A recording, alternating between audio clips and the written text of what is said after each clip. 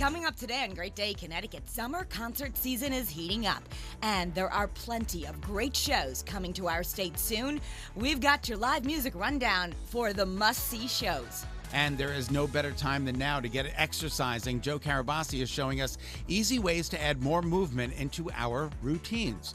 Plus, summertime means seafood, and when you bring Alex P. Taylor into the mix, it also means nachos. He's here to show us his recipe for firecracker shrimp nachos. We're making your day a great one, starting right now.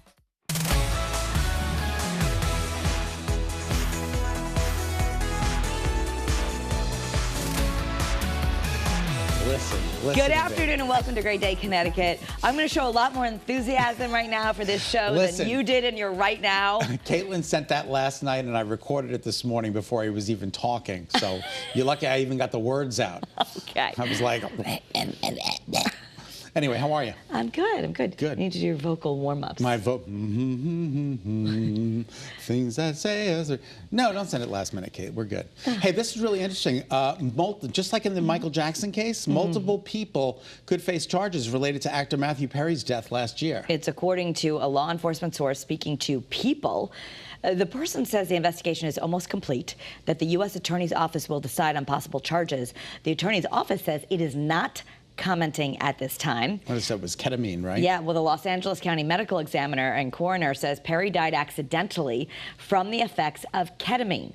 And the source says investigators have been trying to figure out where he got the drug. Now, you know we've done stories about how they're using ketamine in a medical way for treatment-resistant depression, but if you're getting it off-market and too large of a dose, mixed with other things, it can be deadly. It can be deadly, so you got to be really, so we'll wait and see what happens with this investigation, but it's going to be very interesting to see. What size is Dennis?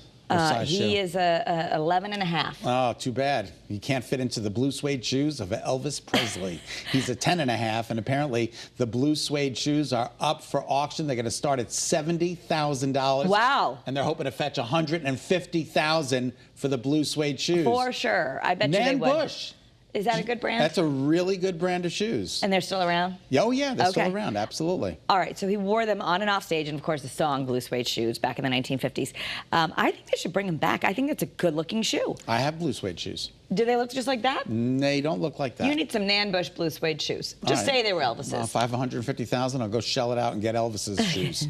And Marilyn Monroe's home. Maybe you get the shoes and then go move into her house. I don't understand this. Go ahead, read. So it's being preserved as a historic cultural monument. Right. So rather than selling it or whatever, the Los Angeles City Council unanimously voted to preserve it. They said they were going to save it from demolition. Who was going to demolish it?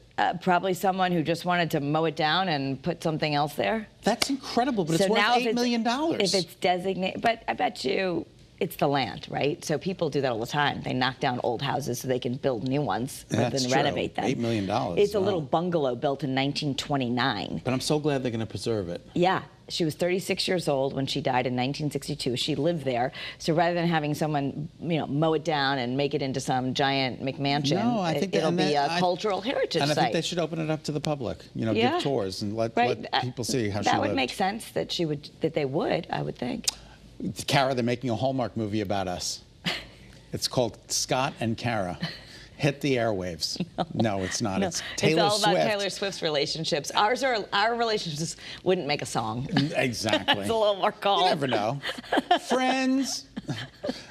Travis Kelce and Taylor Swift are inspiring a Hallmark movie. The channel announced it is working with the NFL, Skydance Sports, and the Chiefs on a movie called Holiday Touchdown. A Chiefs love story. Now, I don't know.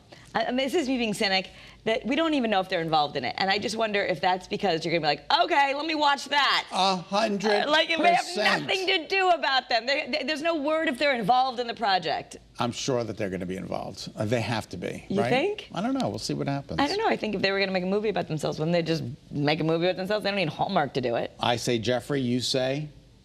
I don't know. Giraffe. Really? Toys R Us. Oh, right. Artificial intelligence is helping reinvigorate a struggling brand, Toys R Us. Yeah. I was thinking you were still on Taylor Swift, so I was confused. But Toys R Us has created the first ever minute-long advertisement with AI. Take a look. Did you ever wonder how Toys R Us and Jeffrey the Giraffe came to be? The son of a bike shop owner, Charles Lazarus, had a vision that would go on to change toy stores forever.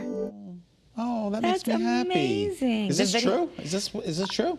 I'm guessing. That is yeah. true. The video Okay. follows Toys R Us founder Charles Lazarus, who had that vision to transform Toy Stores with the help of the brand's mascot, Jeffrey.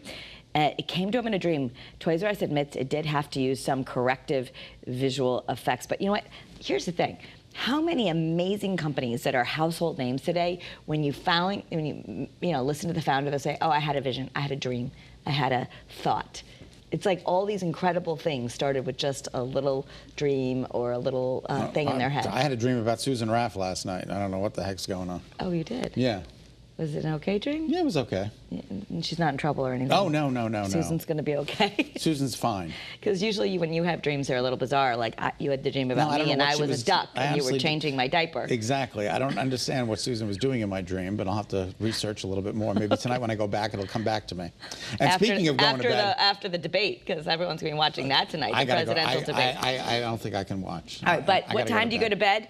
New research suggests that being a night owl can really be bad for your mental health. Researchers in the UK tracked the sleep behaviors of nearly 75,000 people. They found going to bed after 1 a.m. can lower your risk. 1 a.m.? I was going to say increase, but before 1 a.m. So if you go to bed after, it's a problem. Before 1 a.m. lowers your risk of developing mental and behavioral conditions like depression and anxiety. Researchers say those who went to bed on the earlier side, got up right at sunrise, they have the best mental health. What about people who go to bed at 6 and get up at 2? I think...